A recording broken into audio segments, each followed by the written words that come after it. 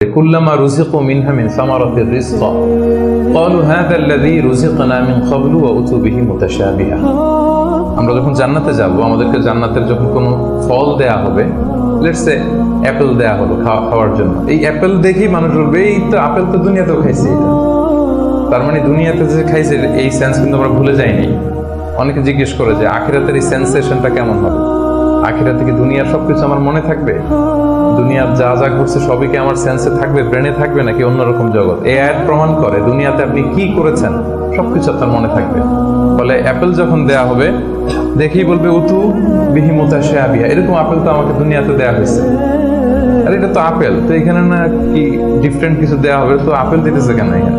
Apple অনেকে apple লাইকও করে না দুনিয়াতেই, সেইখানে যদি আপেল দিয়ে আপেল দেয় বা কমলা দেয় হয়তো মানুষ এরকম প্রশ্ন করবে, এবং কোরআন তো সেটা টেস্টিফাই করছে যে হ্যাঁ, মানুষ বলবে যে এটা তো আমরা দুনিয়াতেই খাইছি, তখন আল্লাহ বলবে যে না, এটা অ্যাপেল, বাট দুনিয়ার অ্যাপেলের মতন। দুনিয়ার আপেলে একটা স্বাদ পাওয়া যায়, এই আপেলে হাজার স্বাদ পাওয়া যায়, মানে এটার ফিচারটাই আলাদা। এটা খেয়ে দেখো না, টেস্টি করো নাই, একটা বাইট দিয়ে দেখো যে কিরকম।